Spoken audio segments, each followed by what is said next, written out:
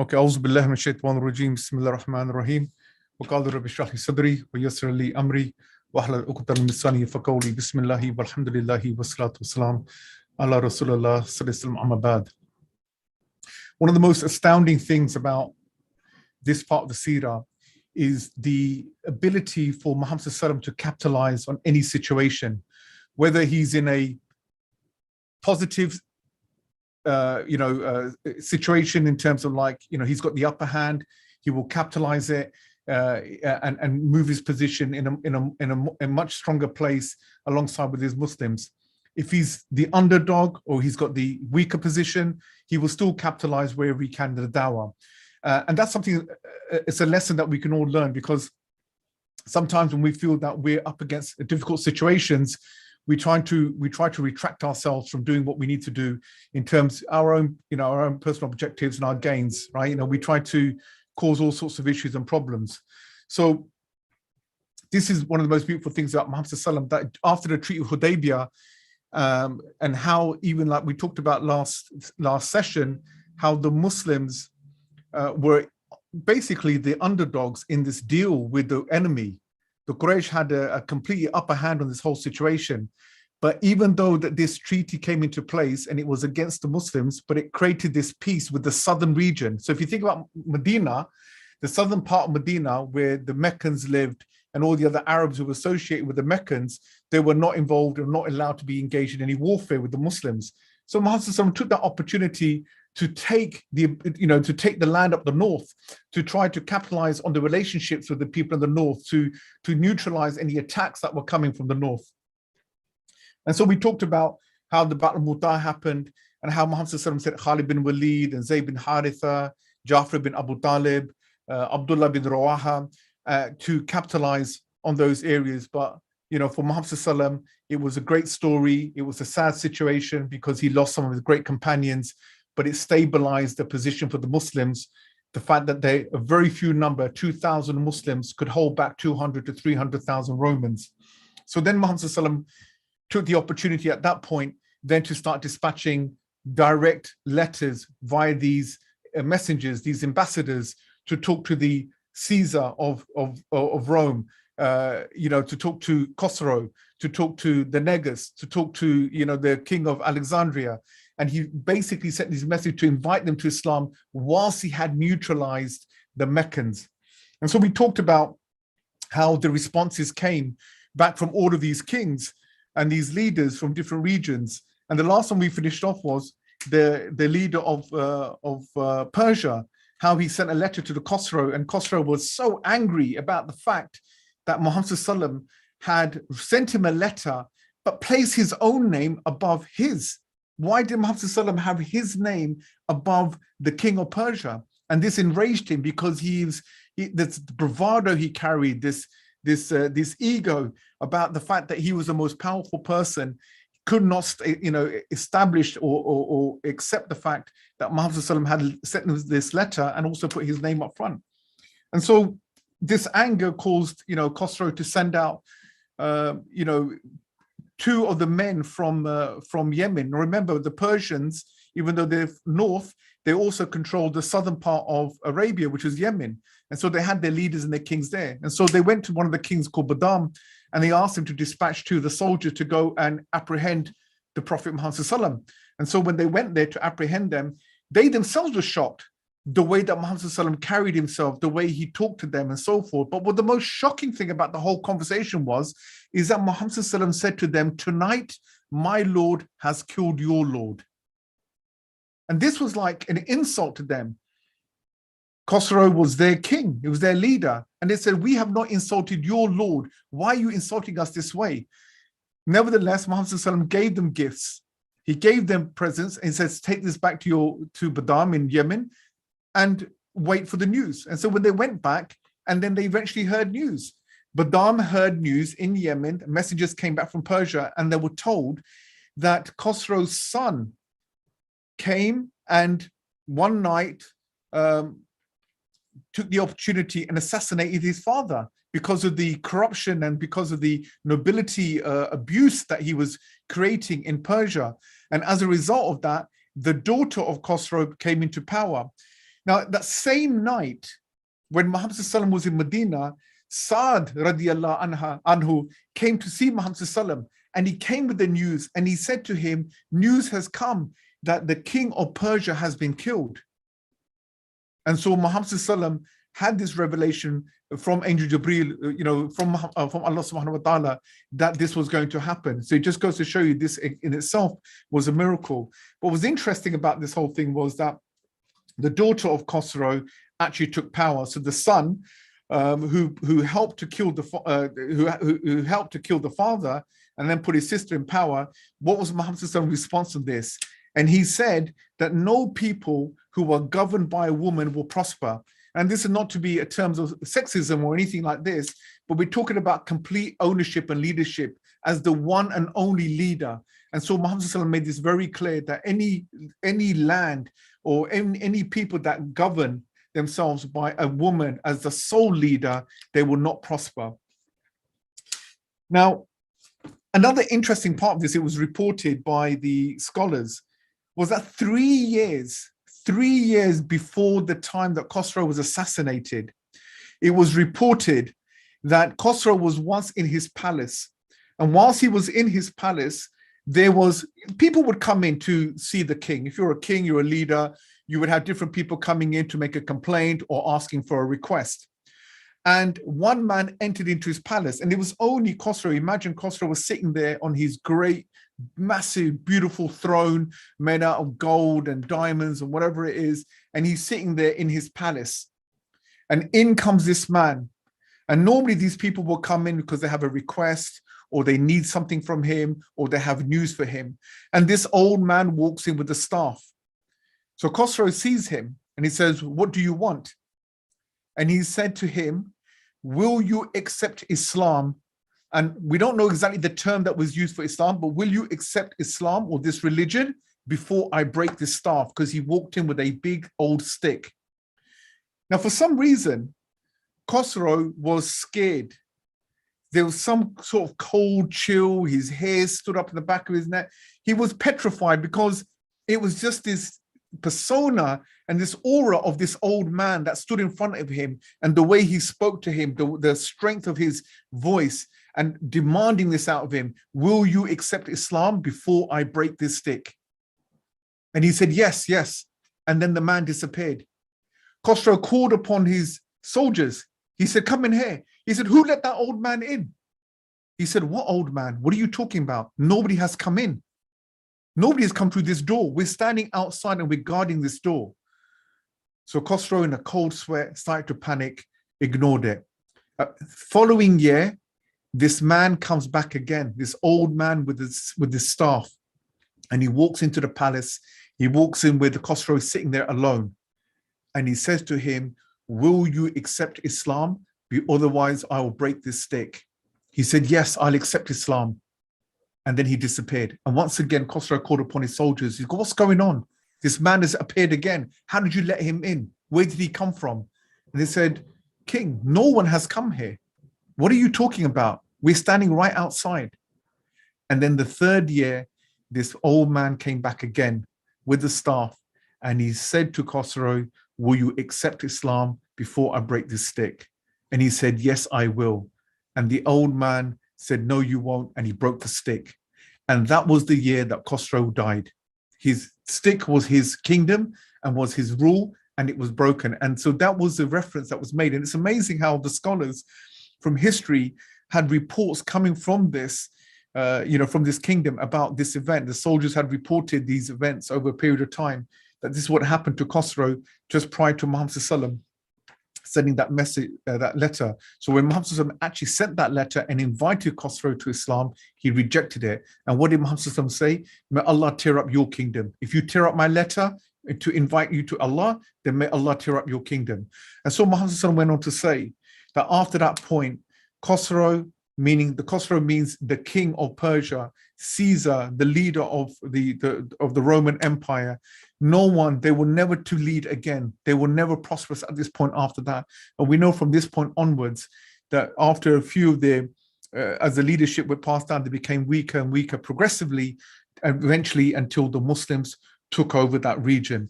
So this is a very important aspect from the history side about some of the sort of detailed events that happened behind the scenes here. One of the stories that we didn't talk about is how Muhammad Sallam also sent Hatib bin Abu Balta to Alexandria, which is Egypt. So he sent Hatib across the sea over to the Egypt in the west, to the city of Alexandria. And the Al-Muqawqis, this is the name of the king. Al-Muqawqis is the terminology it's the term that is given to the king of Egypt. Was a man by the name of Jurair bin Minan. So Hatib went there to deliver a letter to him as well. And he gave this. Now, surprisingly, even though the others didn't necessarily receive that letter with grace, this man, Jurair, he was very happy when he received this letter, to the point that he kissed the letter and he entertained Hatib as he was there. But what was more interesting was the conversation that he had with Hatib radiallahu anhu. And when he called upon him, he said, I understand from your leader, this man Muhammad, that his people ejected him. His people treated him very badly in Makkah. They went against him. He was from the same family, and yet they were very harsh against this man. Why didn't this man, this prophet, if he was a prophet, why didn't he ask Allah to curse these people? And so Hatib, being very wise and being very sensible, he responded back to Jurair, and he said to him, well, what about Jesus, the son of Mary?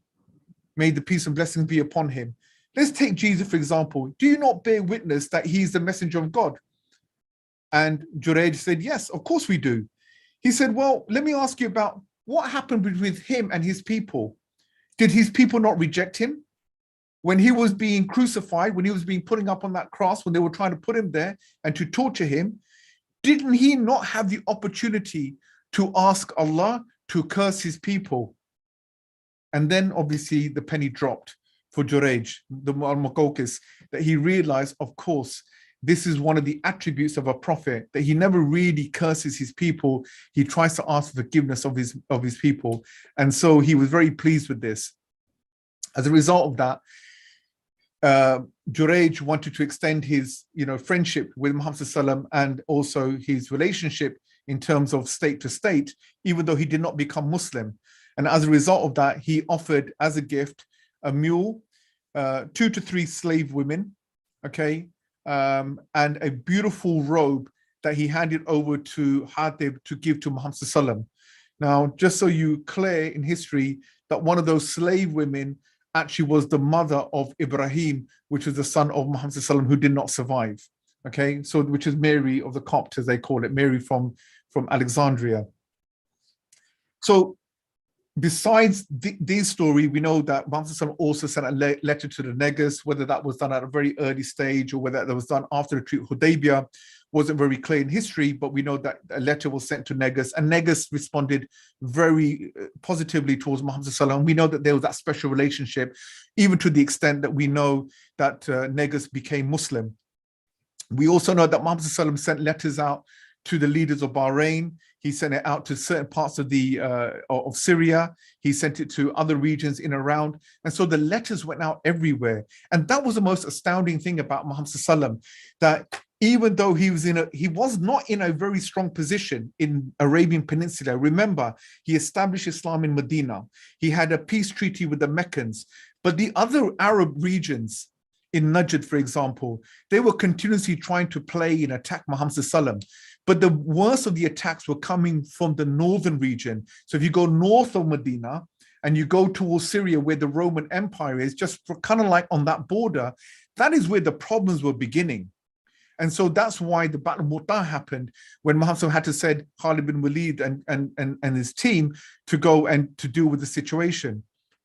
So another beautiful event that did occur that during this time was that Muhammad Sallam had called upon Amr bin al-As radiallahu anhu to deal with this situation in the northern part of Arabia, because these Arabs, who were feeling very brave and very strong because they felt they had the backing of the kings and the leaders of the Roman Empire, what they were doing, there were two things that were happening. Number one, they were trying to interrupt and they were trying to raid the continuous trade caravans that were coming up from Medina, that were trying to do trade in the areas of Syria and the Gaza Strip in Palestine, because these were the regions where they would do the trade.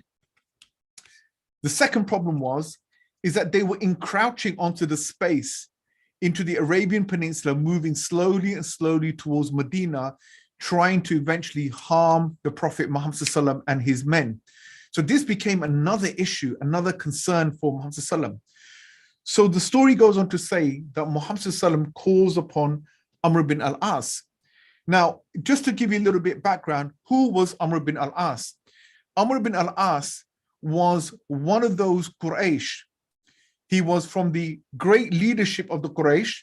He was a very close friend of Khalid bin Walid, and he became Muslim very recently of this event. So maybe 2 to 3 years prior to the fact that when Muhammad ﷺ chose him to become a leader. So he and Khalid bin Walid became Muslims roughly at the same time. So we're only talking about 2-3 months ago now, okay, that these two actually became Muslim. So he calls upon Amr bin al-As, and just to show the sincerity of Amr bin al-As when it comes to Islam and the reasons of becoming Muslim. Look, if Islam becomes popular and Islam becomes a very big trend, even today, you begin to see that if you're in an environment where a lot of your friends are Muslims and it's becoming a very popular thing, sometimes you might get converts who become Muslim because of the, for the companionship. They become Muslims for the relationships. They become Muslims for other beneficial reasons. There's many different things that will bring you towards Islam. Some of us, when we used to go to university, if we were the practicing kind of people and we had other people who weren't, you'll find that they will come and they will pray with us, and then they will go back to their Jahiliyyah. And then they'll come back and pray with us and they'll go back to their Jahiliyyah. You know that certain types of environments and surroundings will influence you.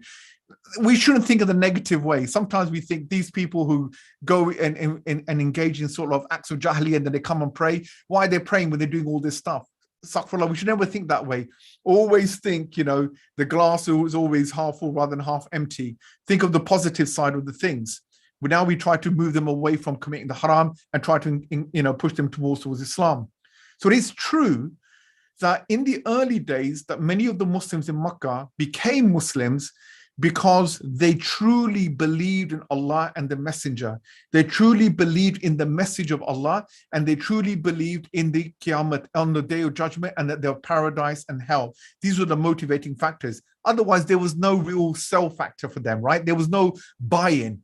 Okay, if to be a Muslim was unpopular, to be a Muslim meant no one wanted to trade with you, nobody wanted to hire you, nobody wanted to give you a job, nobody wanted to get you married into their families. It was unpopular. So those people in the early stages of Islam, when they became Muslim, was purely because of the Iman. As Islam grew, when Medina was established, we know the numbers of Muslims that came in towards Islam grew exponentially. So people became more enticed towards Islam for many reasons. One of those reasons, other than the fact of pure conviction, was for financial reasons. A lot of the tribes knew that Muhammad ﷺ was becoming very victorious in battles. So they wanted to share the spoils of war. And hence, that's why we know about the hypocrites, right? The hypocrites will never expose themselves to be unbelievers. They would say that they're Muslims because they wanted to take the opportunity of gaining wealth, gaining position, gaining certain positions. And we see this every day in our life today. We see Muslims who will try to be around Muslims or associate themselves with Muslims because they want certain things out of it. You could be, let's say, for example, you could be a practicing manager. You could be a senior manager in a workplace and you're a really strong Muslim in a position of power to give people a promotion and so forth. And there could be some Muslims around who aren't really practicing, all of a sudden start going off with this manager for Jummah, right? Or they start turning up and doing Jamaat with him all of a sudden just to get into the favor. People do these things, right? So a lot of these people, they started converting to Islam for the beneficial reasons. And so there was questions about Khalid bin Walid and Amr bin al-As in history, did they convert because of the fact that it was almost like it's a win-win situation. It's a lose-lose situation if you stay with the Quraysh. Here, Muhammad sallallahu calls bin Amr bin al-As, and he says to Amr bin al-As, prepare your clothes and your weapons and come to see me. So when he grabs all of these things, he comes to see Muhammad sallallahu. When he sits to Muhammad sallallahu, Muhammad sallallahu says to him, Amr bin al-As, I'm going to give your first mission. I'm going to make you the Amir of an army of approximately 200 to 300 men. And I'm going to send you to the northern regions. And when you go there, may Allah bless you and make you victorious so that you may win wealth and you may achieve wealth. This is what Muhammad said to Amr bin al-As. Amr bin al-As responded back to Muhammad, and he said to Prophet Muhammad, he goes, O Messenger of Allah, do you think that I became a Muslim because I wanted wealth? I became Muslim because I loved what Islam was all about. I love Allah subhanahu wa ta'ala, and I love you, and I want to achieve paradise. I'm not interested in wealth. And then Muhammad said to him, O Amr, blessed is good wealth, i.e. the wealth which is derived from lawful means in the hands of a righteous man. Gaining wealth is not a bad thing. As a matter of fact, it has barakah in it if it is done every morning when you wake up for the sake of Allah subhanahu wa ta'ala. That you wake up in the morning and you start your work knowing that Allah subhanahu wa ta'ala has provided me this rizq, and I am doing this for the fact that this is what Allah ta'ala has given me, and that I am doing this in accordance of what is halal. That you are not doing something which is going to displease Allah. That you're not waking up in the morning to go and open up your shop that sells booze, or you're going out there to do your daily runs of selling drugs on the streets. This is not rizq, which has barakah on this.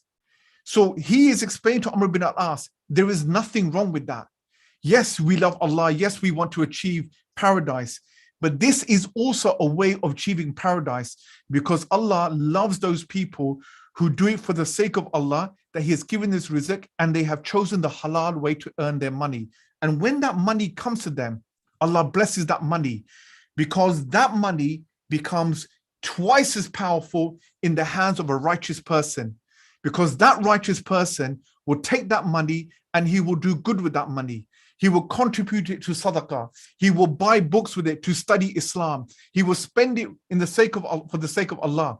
Because you could earn money in a halal way, but you could end up spending that money in a haram way. You could take that money and you could go out there and you could buy booze. You could buy drugs. You can spend it in haram ways. This is where the problem begins. So this is a beautiful lesson that Muhammad ﷺ is teaching Amr bin al-As. We don't expect you to come to Islam and live like in poverty. Come and take what Allah has given you, but do it in the right form, in the right way. So Amr bin al-As, he was really chuffed with the fact that Muhammad ﷺ had chosen him to become a leader amongst the Muhajirun and the Ansar. And so he took this journey up to the northern regions. Now, what was also interesting about this event was he was sent to an area going very close to Syria, to the Syrian borders. But Amr bin al-As's grandmother or mother, somewhere on that side, it was her tribe that lived in this region that was potentially preparing and also creating problems for the Muslims. So that's one of the reasons why Muslim chose Amr bin al-As, because he would always choose the appropriate people to go and do this job. So I'm going to explain something in a minute.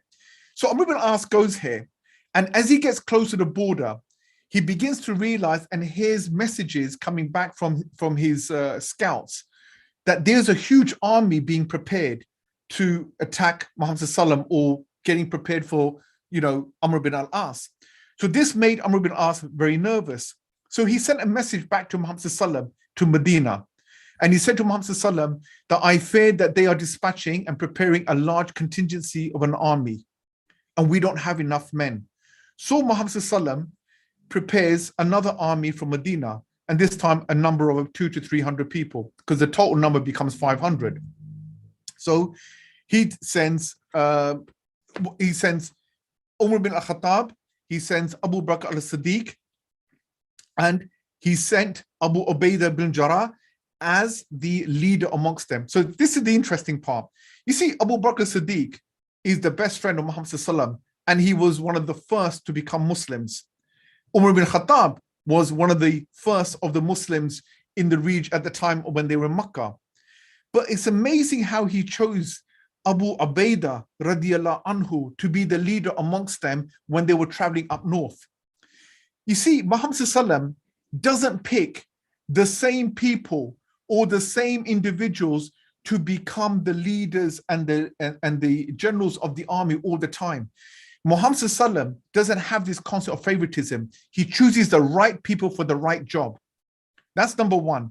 Number two, Abu Bakr Siddiq and Umar bin Khattab didn't have a problem with this. They weren't the kind of characters saying, why is this man made in charge and not us?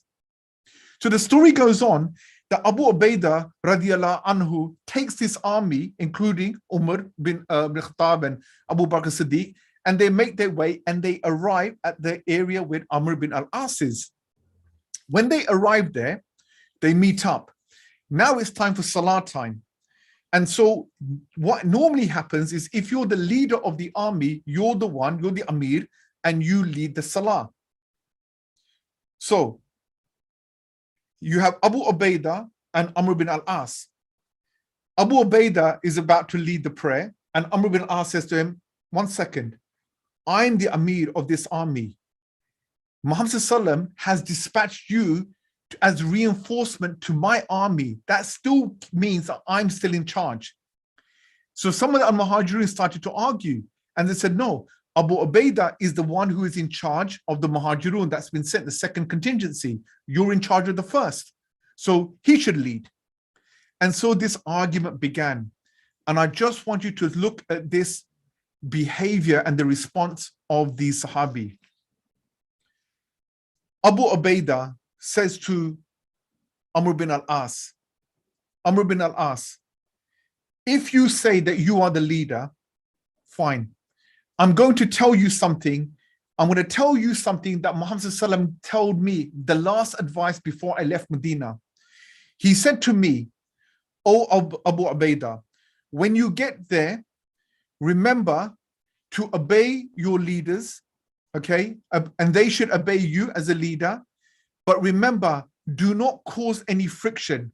Do not cause any fitna amongst you. And so Abu Ubaidah said, as a result of that, you disobey me, but I will obey you.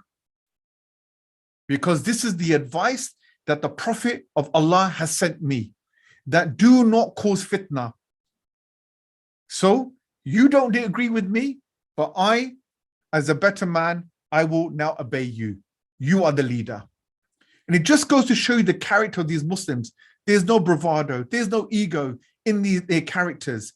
Even Abu Bakr Siddiq and Umar Khattab stayed quiet, did not want to involve and create a bigger situation, because the importance of Muslims being unified is key.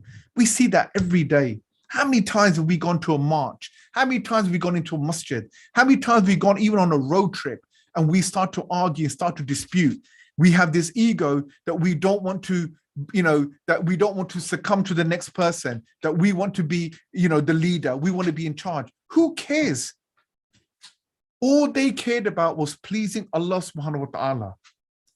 And that was their beautifulness and in their humbleness in their character. So Amr bin al-As led the Salah. Later on, the time came to dispatch the army. So the army moved on, and they started to move from town to town to try and find these soldiers. So they moved to one town, and as they got there, they found that the soldiers that were there, they moved on to another place. Eventually, they came to a town where there was a small little skirmish and there was a fight. So arrows have been fought back forward. Only one or two of the Muslims got injured. An arrow went through one of the arms of the Muslims. But on general, most of the enemy, they dispersed and they scattered, okay, and they ran off. What was interesting about the way that Amr ibn al-As handled many of these things was that, number one, Amr ibn al-As had a character of a real leader. That's one of the reasons why Muhammad sallallahu alaihi wasallam put him there. So Amr ibn al-As was keen about ensuring that his army, that all of these Muslims that were under his responsibility were not harmed. So there were a couple of things that he had done, which interestingly annoyed the Muslims a little bit, because they did make a complaint to Muhammad sallallahu alaihi wasallam. And so Muhammad sallallahu alaihi wasallam asked Amr ibn al-As why he did these, and we'll talk about them. So number one, he would force the army to travel at night and then rest by the daytime. This was difficult because traveling by night is very dangerous. Secondly, it's freezing cold. So he would do this because A, they were a very small army compared to the number of the enemies that were potentially going to attack them. So Amr ibn al-As, he felt that it was his responsibility to ensure that all of that army were protected, that the decision that he made, the rule that he made, would not just benefit him, that would be ideally and primarily for the benefit of his army. So that was number one. Number two, obviously they wanted to light fires sometimes at night if they rested during the night and then moved on again, so the rest of half an hour. And Amr ibn al-As forbade them. He forbid them to light any fires, because obviously if you have a fire at night, now remember, if you're on a desert, there is no street lights. So if I was the enemy looking for the Muslims, the only way I would detect them at night if there was a fire. And the moment I see the fire, I would dispatch an army to go and basically, literally jump them. So Amr ibn al-As, he knew how difficult it was for the Muslims not to light the fires to keep themselves warm. But he said, this is a matter of life and death, and therefore I will forbid you from doing this. And there was a complaint back from Muhammad sallallahu alaihi wasallam regarding this. And so Muhammad sallallahu alaihi wasallam asked him about, why did you not let them light the fires? Why did you make them travel at night? And Amr ibn al-As explained, he said, it was because I wanted to protect them. And so Muhammad sallallahu alaihi wasallam, he agreed with this and he commended him for doing this. Thirdly, when they fought with the enemies and the enemies dispersed, generally what normally happens is you need to chase the enemies because they have their horses, they have their camels, they have money, they have food. So you basically want to chase them to capture all their booty. But again, Amr ibn al-As, he forbid the army to chase them. This annoyed them. He said, I don't want you to chase them. If they run, leave them.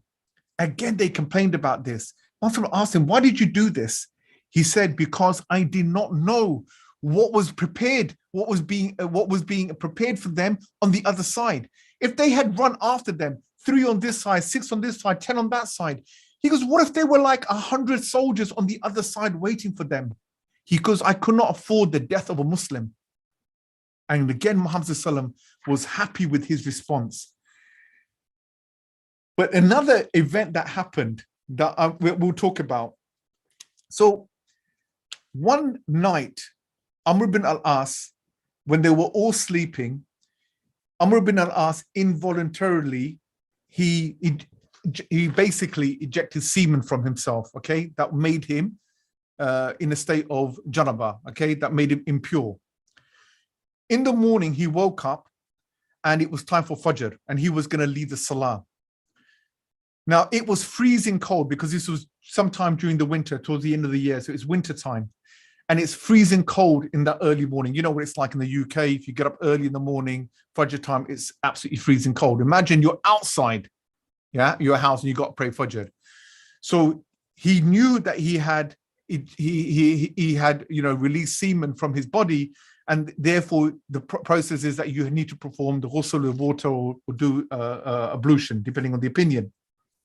And so he said that he took sand and did tayammum instead.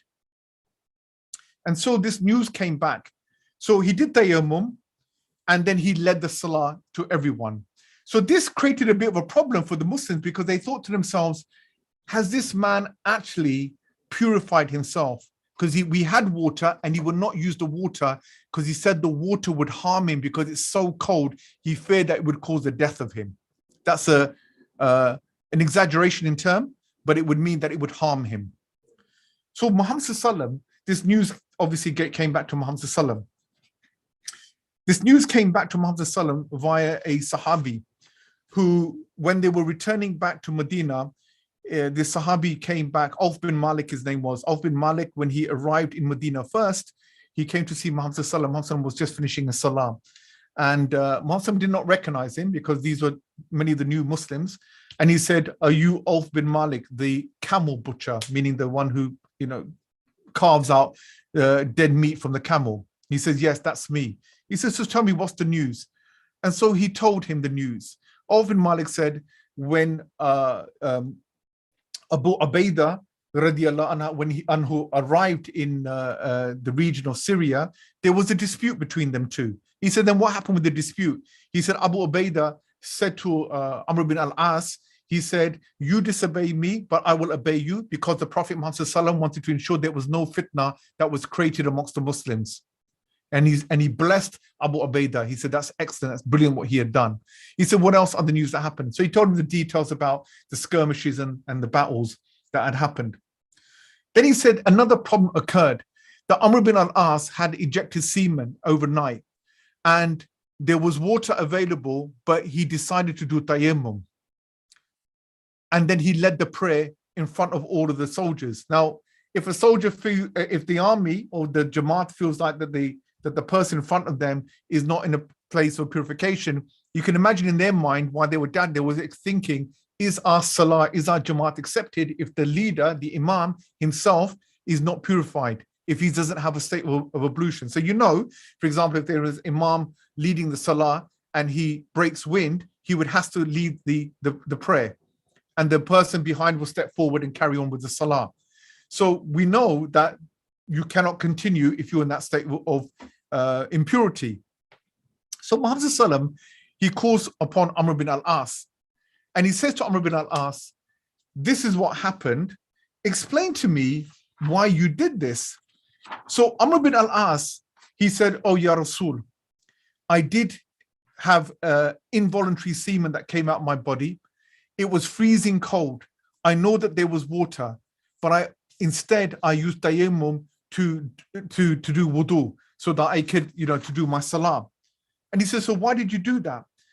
And look at Amr bin al-As' response. He said, "I heard Allah say, 'Do not kill yourselves. God is compassionate towards you.'" This is quoted in Surah Al-Nisa. And when Muhammad sallallahu alaihi wasallam heard this, he laughed. He laughed and he did not reprimand him. He did not say to him he was wrong. He did not say anything like this. This becomes a legal stance now for us in terms of an evidence. What was shocking about this was, number one, Amr bin al-As only recently became Muslim, 2 months. So it shows you that his knowledge of Islam during that period was very strong, that he even memorized some of these verses. And he took this verse and he did his ijtihad on this verse. And he used this as a basis to then make the decision of whether he can do tayammum. Tayammum means doing wudu with mud or sand and not using water. So the primary position is that if you have broken your wudu, you need to use water to do ablution. If water is not available, then you can do tayammum, an act of using something else other than water, which is mud or sand, whatever is available to you, as a secondary condition. But here, water was available, and yet he did this. So here, this ayah clearly explains that if harm comes to you, and harm can be decided upon the individual. Now, if I was a kind of person in the freezing cold, I can handle cold water, that's fine, good on me. But if you're the kind of person that cold water harms you, it's hurtful to you, it's difficult for you, then rukhsa is given to you by Allah subhanahu wa ta'ala, and therefore he took this opinion, and Muhammad sallallahu alaihi wasallam did not reprimand him on that opinion. The other reasoning behind how Amr bin al-As came to this kind of knowledge is that they say that in 2 months, it was not really possible for Amr ibn al-As to learn many things about Islam. So it's very possible that during the time of Muhammad sallallahu in the early days in Makkah, whilst he was giving dawah, that the Meccans who were not Muslims, that they absorbed a lot of this information from Muhammad sallallahu, even though they did not accept it, they were understanding what was being said. And we know this, that many of the Quraysh, that when Muhammad sallallahu used to recite Quran, they used to listen and they understood what it meant, but they weren't believers at that time. So you know that term when the penny drops? This is the same advice that we give to our children. This is the same thing I give to advice even to the parents. Sometimes when you give dawah and you teach your children, you teach your family, your friends about Islam, you sometimes just look at their face and you think to yourself, you know what? This guy is just not getting it. This girl is just not getting it. And I'm getting really frustrated. And sometimes it brings the worst out of us. It brings anger out of us because we think they're not learning, because we think they're not picking it up. Here, Muhammad sallallahu again explains to us, as he was taught to him, O Messenger of Allah, was it your job in those 13 years to convert all those people to Muslims? No. It is but my job. Allah is telling Muhammad sallallahu alaihi wasallam, it is but my job to change the hearts of the people. Your job is to convey the message. So when we learn this, when you're giving dawah to your kids and they don't pick up the first day, the second day, the third day, the fourth day, the fifth day, the second year, the third year, the fourth year, your job is convey the message. Eventually the penny will drop. And everything that you have taught them in the last 10 years, 15 years, 3 years, everything will come to fruition. As it from Amr ibn al-As. Everything that he was hearing about Islam, whilst he was in Makkah, whilst Muhammad sallallahu was there giving the dawah, it was all going into their head. As it was going to Abu Sufyan's, as it was going to Ikramah bin Abu Jahl, as it was going to Khalid bin Walid. All of this was being soaked in. So what is the key skill, or what is the key ingredient that we require when we're giving dawah? Sabr. That's it. We need patience. When you give dawah, especially to your family, because they're the ones who you really want to teach, they're the ones who you really want to embrace it, you need sabr. If Noah Islam was unable to convert his one son, out of all the other children, that one son, if he was unable to convert him, what power do you have when a prophet of God can't do it? When your Prophet Muhammad sallallahu was unable to convert the one uncle he loved unconditionally, Abu Talib, then who are you to complain when you can't do the job? So this is a game of sabr and understanding. It may be that the children that you have may never become Muslim. That is between that person and Allah. Your job is to convey the message, and that's the best that you can do. So when we learn this from Amr ibn al-As, we know that all these years he's been hearing, he's been listening, he's been understanding, but it only becomes valid the day when he accepts Islam. Then everything becomes known to him. So this is a very beautiful lesson when we think about this relationship between, first of all, Muhammad sallallahu alaihi wasallam and these new converts in Islam. Look how Muhammad sallallahu alaihi wasallam does not give preference to the early Muslims, or he doesn't give preference to his family, or he doesn't give preference to other people. A very funny event that happened, Amr ibn al-As, he said to himself, you know what? For Muhammad sallallahu alaihi wasallam to choose me as a leader over Abu Bakr Siddiq and Umar bin al-Khattab, I must be one of his top favorite people. So he goes over to Muhammad sallallahu alaihi wasallam and he sits with Muhammad sallallahu alaihi wasallam and he says, Ya Rasul, tell me, who are your favorite people? And Muhammad sallallahu alaihi wasallam said, obviously Aisha. He said, no, forget your family. That's a given. Who are your favorite people? He said, her father, Abu Bakr Siddiq. Okay, and then who after that? Umar bin Khattab. Okay, who then after that? And he starts going through the list of people. And Amr bin al-As said, you know what? I got to a point, I thought to myself, I better keep my mouth shut and stop asking, because the more people he puts up front and I'm coming down the bottom, I'm going to get really embarrassed. Up until the point Imam Bukhari said, he then said Amr bin al-As, and this lifted me up. This was a relationship between Amr bin al-As and with Muhammad sallallahu alaihi wasallam. That yes, Muhammad sallallahu alaihi wasallam had people that were very close to him, but that never blinded Muhammad sallallahu alaihi wasallam as a leader, as a prophet, as a head of state, as a judge. It never blinded him to choose the right people for the right job. And this is very important in the way we conduct ourselves as family members, as fathers, as mothers, as managers, as leaders. That we should never be in a situation where we favor certain people over the other because he's a friend or have a financial benefit. Allah will account you for every one of these things.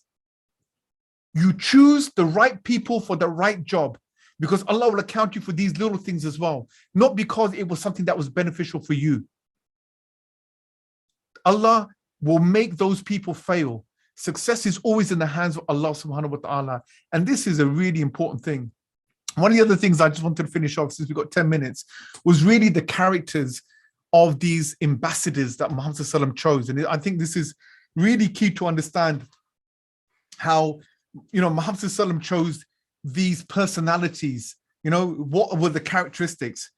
These people that Muhammad sallallahu alaihi wasallam sent, these Sahabi that they sent to go and give dawah, to go and represent Islam. The reason why I think this is important, because we every day are those ambassadors.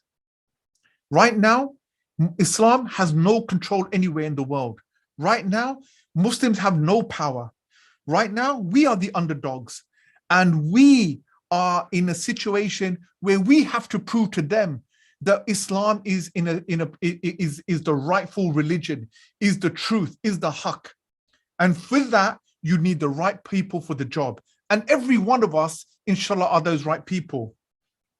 But when you look at all of these characters that Muhammad sallallahu alaihi wasallam has sent to the Persian, to the Khosrow, to Caesar, to Al-Muqawqis, to the Negus, to all these different regions, think about those characters. Number one, eloquence.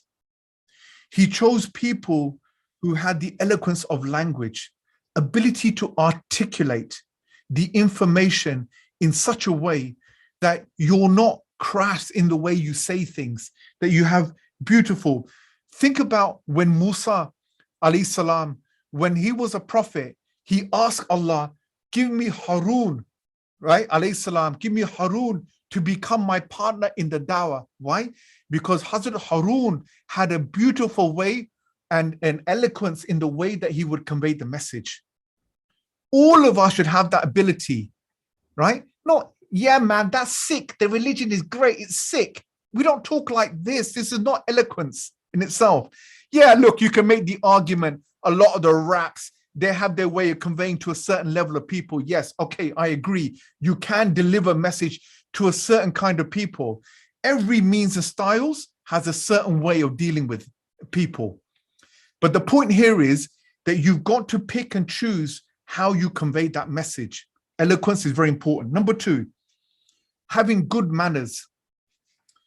When I mean good manners, I mean being humble, being truthful in your speech. So when you talk to people, and I had that problem as well, sometimes I can get angry in the way I talk to people, I can be pushy.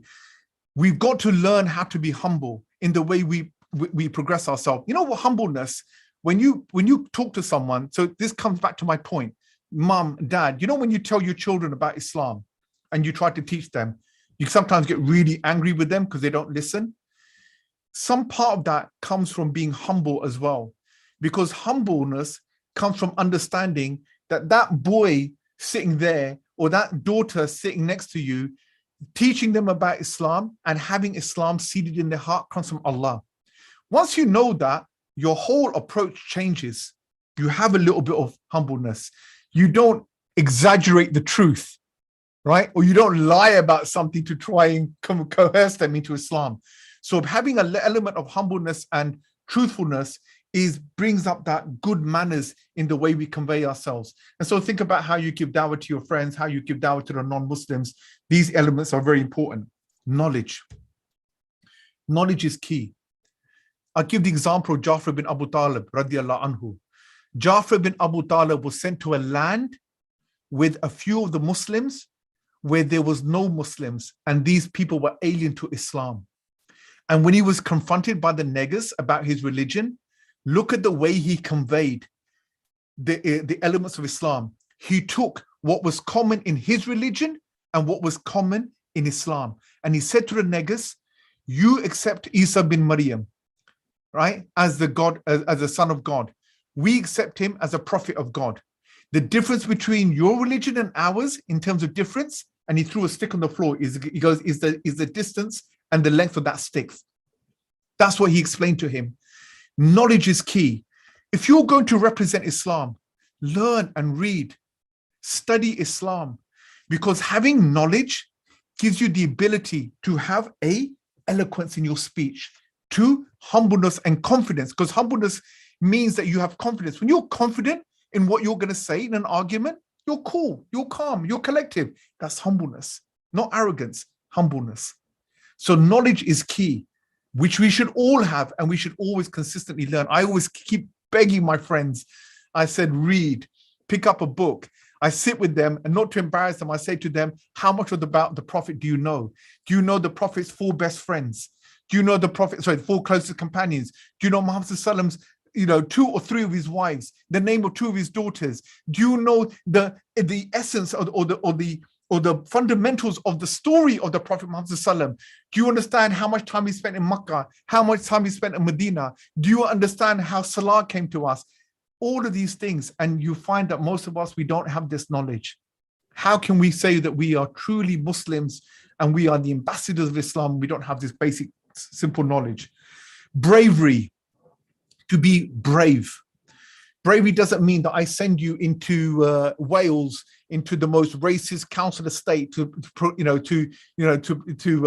advertise Islam, to give dawah to those people, and that you can stand in front of those people, those racist people are going to beat you up. That's not what I mean by bravery. Bravery means that you don't worry about what is the consequences about what you say. When you go to work, and I use this example all the time, if your boss sets up a meeting at 1 o'clock when it's time for Jummah, be brave to say to him, boss, Rob, I'm sorry, I can't attend this meeting. Do you mind if you can set the meeting for 2 o'clock because I need to go for my Friday prayers? Be brave to tell him that. Don't say to him, boss, Rob, I have an appointment, because you're too scared to say you're going for Jummah. You're not brave. You're not proud of your religion. You don't stand. How can you be an ambassador of Islam if you can't even speak the truth for why you're not going to attend that meeting? That is what I mean by bravery. Be confident and be proud of who you are. And bravery, when someone is brave, Allah Ta'ala protects that person. Your job will not be affected. Your position will not be affected. Your promotion will not be affected. Your bonus will not be affected, because all of this comes from Allah. This comes again from knowledge. So bravery comes hand in hand with knowledge as well. Wisdom. Wisdom isn't necessarily knowledge. Wisdom is the experience of life, things that you have learned in life about things around you, the people, the society. Wisdom is very important about the reaction and the behaviors of people and how you react towards them. This is also key. And this comes from experience. Wisdom is not necessarily with age. We say age because it comes from the experience. You could be a 60-year-old man and yet have no wisdom because you've just been, aloof from the whole society in the world. And obviously good appearance. We want all of our Muslims to address appropriately. I shouldn't be sitting here wearing a t-shirt. I probably should have wear a jubba in front of you doing this talk, but you get my drift, right? When you go to work, when you address your people, when you go there and you give dawah, Your appearance is very important. Muslims should not be seen as dirty, as scummy, as horrible, this, that, whatever. We should be seen as clean people. Our appearance means a lot. Look, they give you this advice all the time. When you go for an interview, what do they tell you? What do they tell you? Shirt and a tie. I will confess, I failed a major interview because it was a senior position, and guess what I was wearing? A t-shirt. And the first comment that came back, the feedback that came back and said, he came for a very senior level role and he's wearing a t-shirt. Bang, didn't get the job. But it just goes to show you, little things make a big difference. So anyway, look, hopefully, inshallah, you understand that from these events, from these stories, that it is very important to understand the way Islam propagates itself to the outer world and what characters are needed inwardly and outwardly to be successful as a Muslim. So Jazakallah khair. Inshallah, I will see you guys next week. And whenever you get the opportunity, do carry on reading and taking on this advice, inshallah. So I'll see you guys next week. Jazakallah khair. Assalamu alaikum.